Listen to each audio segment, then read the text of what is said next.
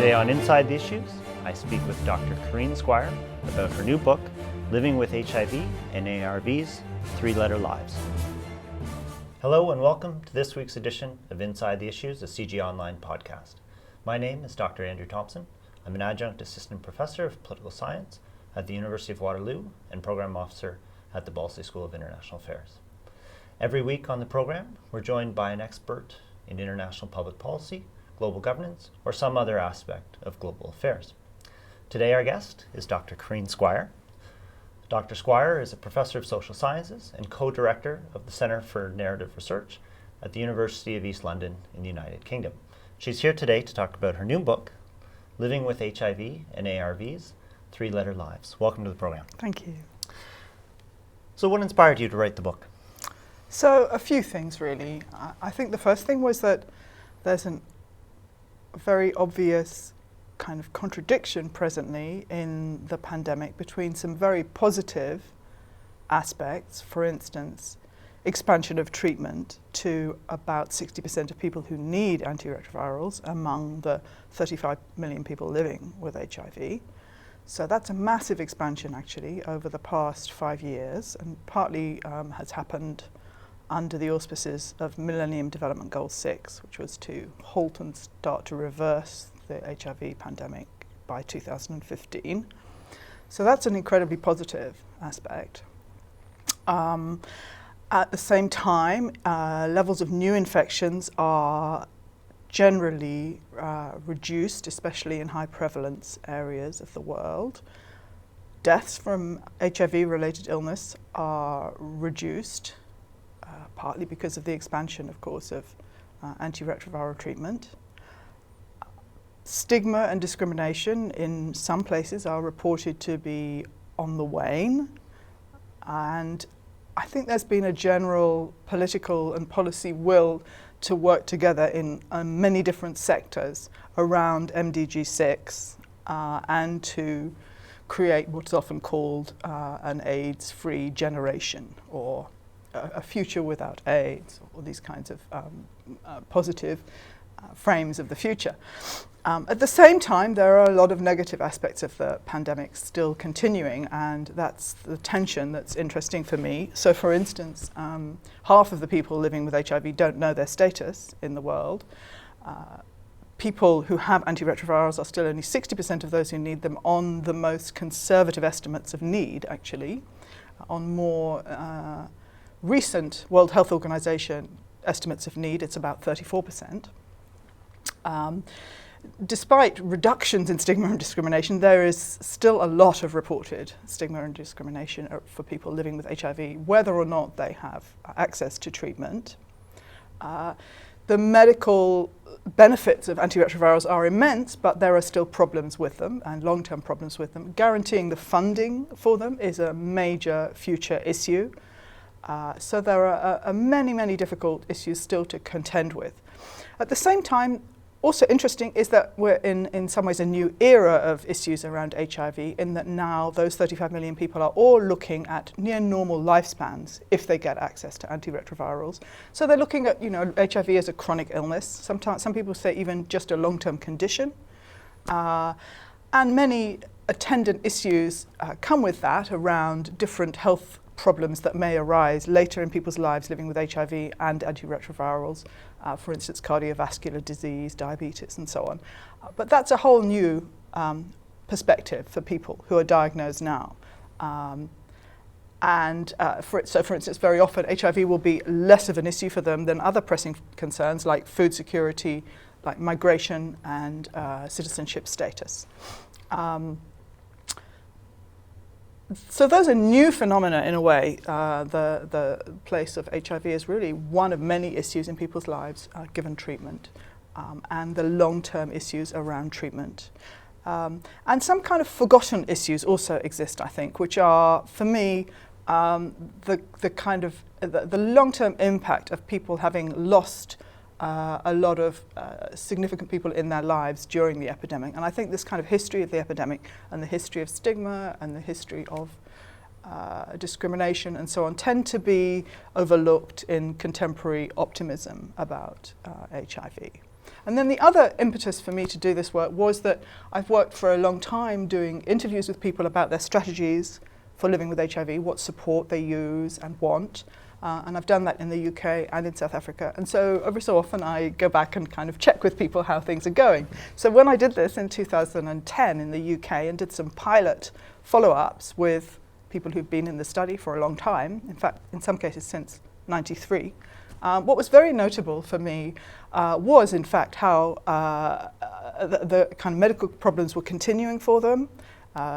Issues of stigma and discrimination was continuing. Many people felt that in the UK the epidemic had become invisibilized. And these were major, in some ways, new issues, given that people's approach now seemed much less, I would say, entitled than maybe 10 years ago, when HIV activism was perhaps a stronger force. So people very often framed their approach to these continuing issues within a discourse of gratitude, really, and also within the contemporary cuts discourse, I would say. So people were very affected by contemporary austerity measures and really had taken them on themselves and felt very strongly that they couldn't be asking for more in certain areas, even though they were reporting quite stringent cuts, particularly in psychosocial services. So, and that was something I wasn't expecting to hear when I started to do these pilot re-interviews, that really I was hearing stories of austerity living more than of HIV. Right. For the next section, I'd like to talk a bit about your methodology, which is really fascinating. So thank you very much. We will be back in a moment with Dr. Corinne Squire. You are watching or listening to Inside the Issues, a CG Online podcast. Look for us at cgonline.org, on Facebook, on YouTube, and on Twitter.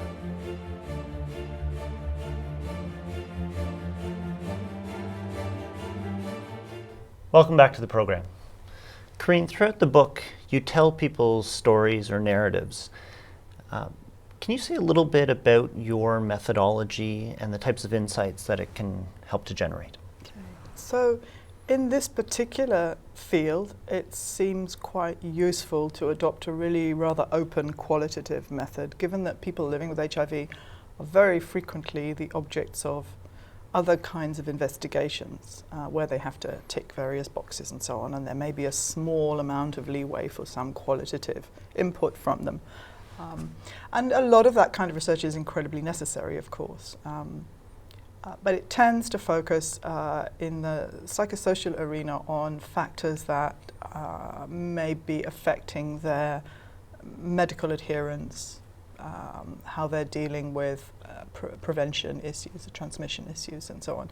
So to give people in that particular field a more open arena for talking about their lives often seems quite useful. It was particularly important, I think, when I started research in South Africa in 2001, where at that point the epidemic was really politically as well as socially silenced and treated as something that perhaps didn't exist. So in that context, the opportunity to talk freely about yourself was really quite a political one in some ways, for some people anyway. Many people were very concerned that those tapes would be kept and the records would be kept. So, you know, any of those kinds of ethical strictures that would advise one to get rid of data after a certain period of time would have been met very negatively by the interviewees at that point. So that's within the particular HIV context that I think it's quite useful. More generally, to take this kind of narrative approach, I think gives people a length of time to talk within which a lot of contradictions and difficulties can come up that wouldn't if one was doing this in a more kind of segmented way, if one was researching in a more segmented way, going topic by topic, for instance. And in the HIV case, that's very useful because quite often people start off with what Paul Farmer has called, you know, a kind of epidemic of gratitude around what services they've had. And it's only later on that one hears of the kinds of problems that people might be experiencing. And those are the problems, in fact, that one needs to know about so that you can plan future policy to take those into account. You know, why aren't people taking up antiretrovirals, for instance? It's a very key issue. particularly men take up antiretroviral provision much less than women do. And it's really important to talk to women and men about what their understandings of antiretrovirals might be, and do that at length in order for some of the difficulties to emerge. And quite often, at the same time, one gets stories told by people at really a number of different levels. So that's another aspect of narrative work that's quite useful, that you can hear personal stories alongside people drawing on cultural narratives, on the political narratives that surround them, and on the interpersonal and microsocial narratives around them. So it's a good technology, if you like, for understanding the different forms of representation that converge in the life of somebody who's HIV positive.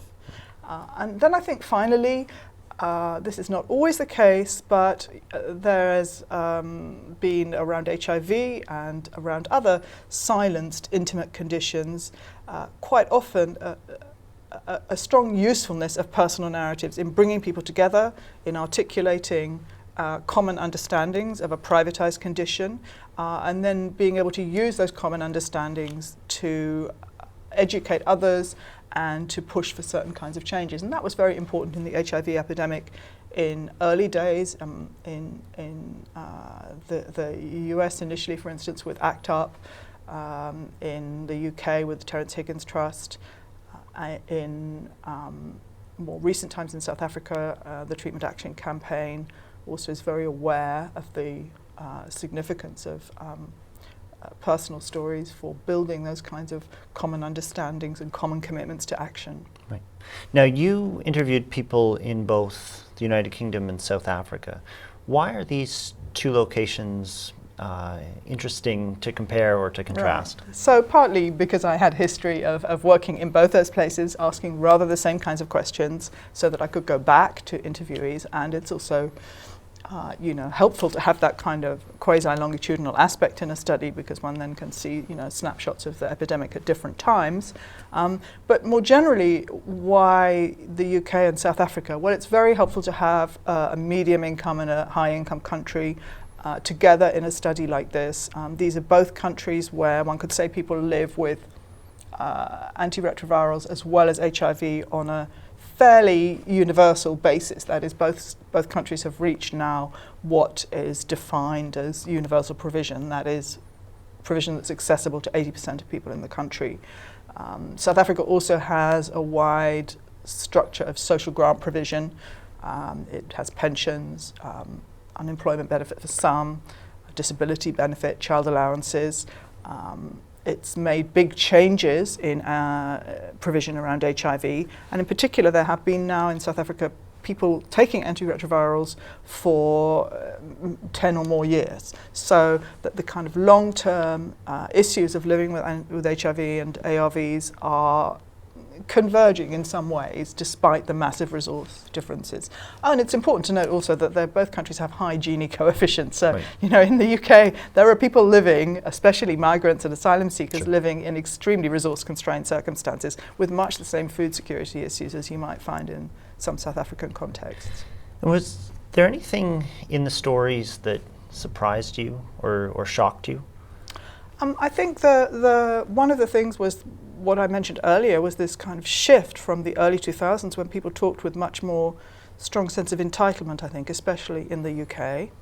That was quite surprising. I think the effects of recession were very well, maybe not surprising, but quite shocking really in the way that they impacted in both countries, largely around the reduction in psychosocial services. So, increasing levels of isolation and depression for people, because of explicitly related to them to the closure of support groups or services that made support groups accessible to them. For instance, minibuses or something like this in South Africa. And those cuts also have very kind of pragmatic effects on, what medications are available to people. In the UK, pharmacists were telling people the prices of their medications in ways that were very I guess you might say, prescriptive. In South Africa, people were very aware that certain lines of medication would not be available to them.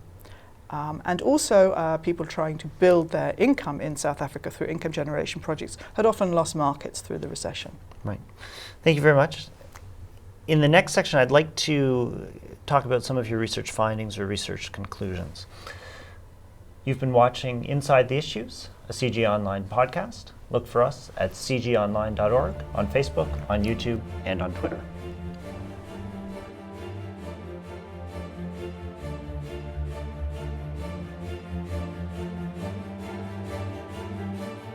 Welcome back to the program. Corinne, in the book you talk about how HIV, or how there's a distinction with HIV between its exceptionalism and its particularity. What do you mean by that? Well, there's been a long debate about what's called exceptionalism, critically, around HIV, in which critics of this approach to HIV suggest that it's no longer, if it ever was, useful or necessary to treat HIV as an exceptional condition.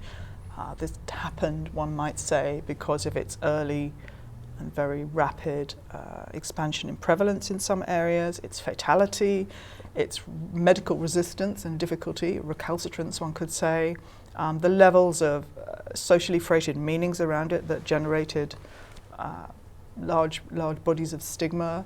And also the kind of the sense that it was going to have very widespread kind of ripple effects on countries, that it was going to destabilize countries really.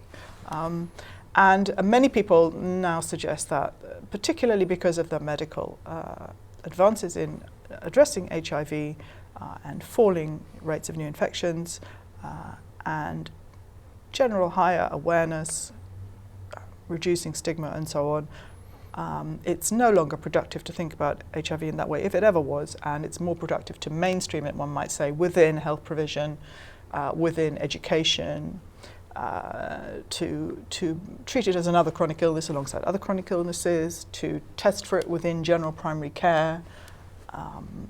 And this is, a very a productive way of thinking, I think, in many ways, but it can, like many mainstreaming projects, it can ignore the particularities of what's happening with HIV, the continuing medical difficulties that people experience, continuing aspects of stigma that I don't think are just best dealt with by de-emphasizing stigma in public discourse. And I think that this was often said by interviewees, in fact, that they said, let me not hear one more time that it's just like diabetes, because really it's not just like diabetes.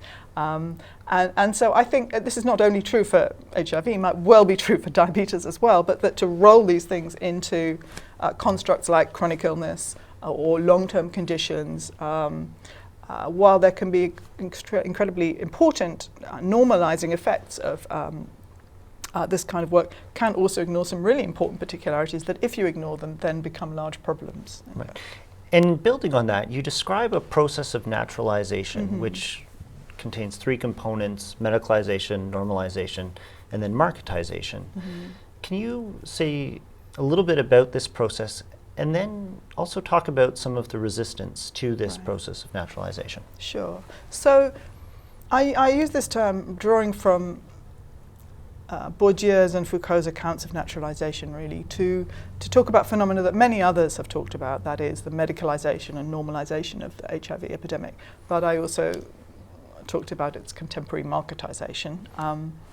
And I thought this was a kind of useful portmanteau term, naturalization, because it conveys something of the, which is both good and difficult about the contemporary orientation, many contemporary orientations towards HIV, which is that it's become, in many policy ways, I think, part of the natural order. It's expected that countries address HIV within their planning, within their budgets. That's great. It's no longer something so exceptional that one has to make special budgets or special provisions each year or anything like this.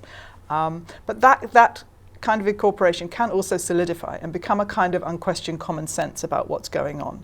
And that's what I really wanted to address by taking apart medicalization, normalization, and marketization a little bit. So in the arena of medicalization, what I'm talking about here is the vast successes, actually, of medical approaches to HIV, which have been really amazing in the area of antiretrovirals, for treatment, for prevention of transmission to children from pregnant mothers who are positive, and then more recently, the extension of antiretrovirals, kind of sphere of influence, I guess, has started to be felt in prevention issues. So treatment is now often characterized as also a prevention initiative, kind of at the population level. So if you treat people to a high level, if you treat, maybe people so that they are really very low in viral load consistently, then they're not going to be very infectious if they do, by chance, have unprotected sex. So this is one possible way of adding on to other social and behavioral transmission reduction measures and other medical transmission reduction measures like male circumcision and microbicides and predominantly. So that's a real new area that a lot of people are very optimistic about medically. Another area is using antiretrovirals prophylactically, particularly for people who are not positive. So that people who are not positive but who cannot reasonably guarantee or negotiate safer sex for themselves may be given antiretrovirals in order to keep them negative. So that's a positive, but so far fairly under-researched, necessarily, aspect of medical issues. And it can be that this expansion of medicalization, I think, produces for people living with HIV a sense that only medical solutions are the ones that can be considered, so that they find it difficult, in fact, when they go to their doctors to talk about any other issues they have, if their viral load is good and their CD4 count is high, it almost makes no sense to talk about your depression or your isolation. And at the same time, that kind of medicalization can make it difficult even to talk about medical problems that are not treatable, perhaps, that are recalcitrant, that are not to do with viral load and CD4 count. Great. Thank you so much. I want to come back in the last section and talk about some of the policy implications of your research. Thank you very much for watching. We'll be back in a moment with Dr. Corinne Squire. You are watching or listening to Inside the Issues, a CG Online podcast. Look for us at cgonline.org, on Facebook, on YouTube, and on Twitter.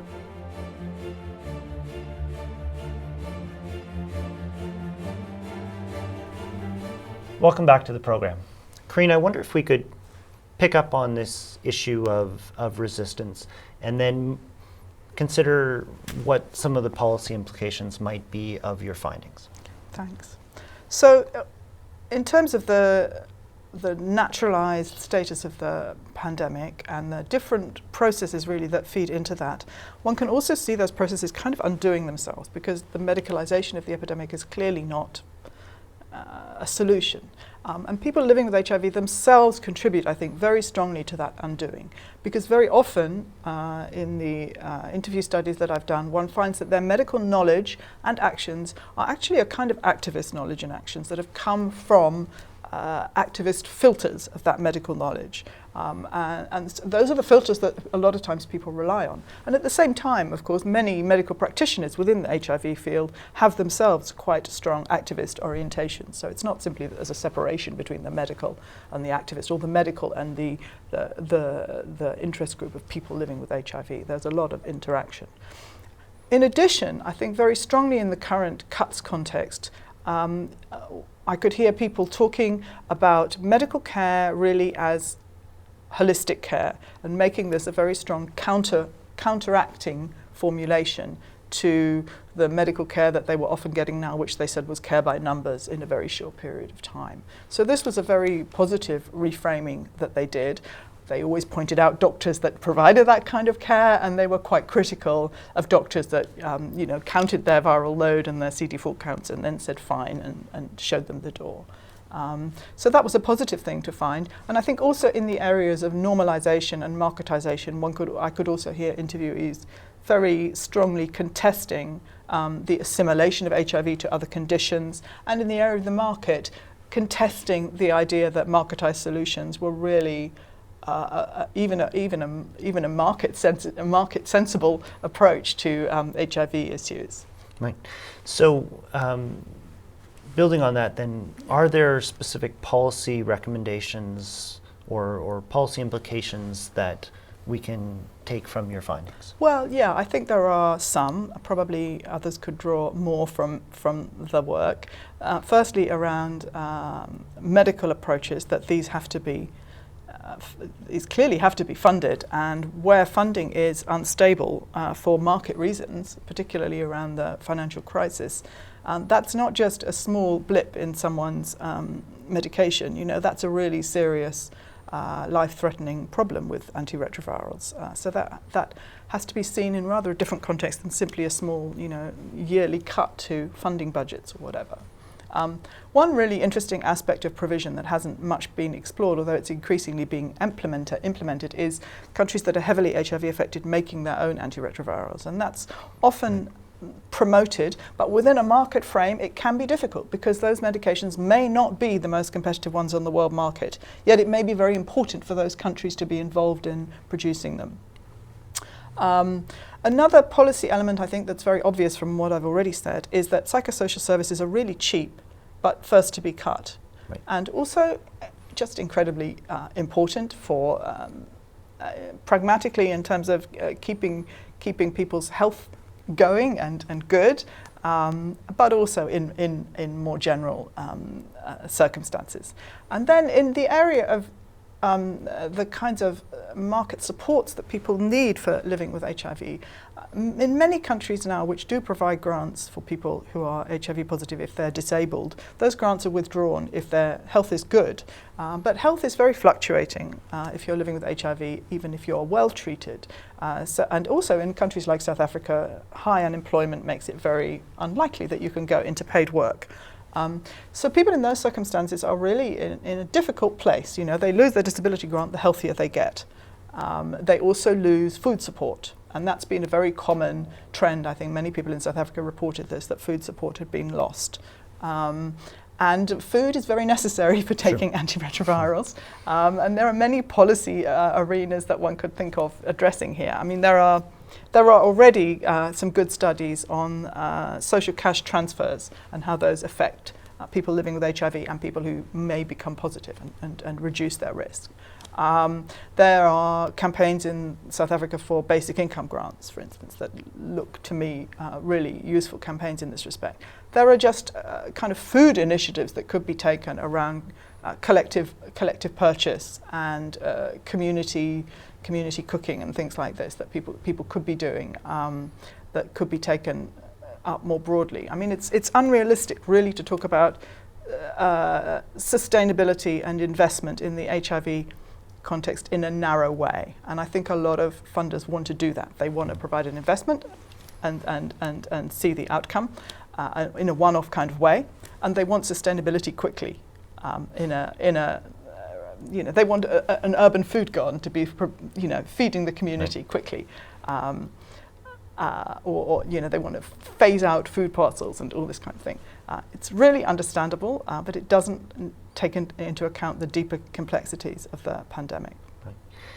So just to wrap up, is an AIDS-free generation in fact possible? So yes, I think it's perhaps AIDS-free is a dramatic term. I mean, there are of course always for a long time going to be people who become HIV positive, at least until there's effective vaccine or cure. There are also going to be people who, for various reasons, don't access antiretrovirals and who develop AIDS and who die. So to say AIDS-free is a very dramatic thing. But it's notable, I think, that many of the interviewees that I was working with do have strong hopes for the future.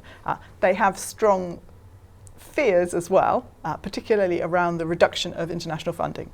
But they have strong hopes in terms of cure, perhaps hopes greater than you would hear doctors articulate.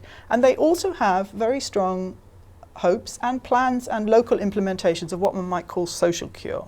That is, that they become themselves resources in the pandemic. and they cast themselves in that way. They talk to others about HIV. They actually talk to others about what they've learned about nutrition and exercise and gender issues, abuse, all these things. They become, in some ways, local experts on these issues through their HIV education, through living through the pandemic. So I think in those ways, one can say that people living with HIV themselves are part of this AIDS-free generation because of the way that they are developing as the resourcefulness for themselves, but also resourcefulness for their communities. This has been absolutely fascinating. Thank you so much for joining us on the show. And thank you to our audience. Please join us again for another episode of Inside the Issues, a CG Online podcast. Look for us at cgonline.org, on Facebook, on YouTube, and on Twitter.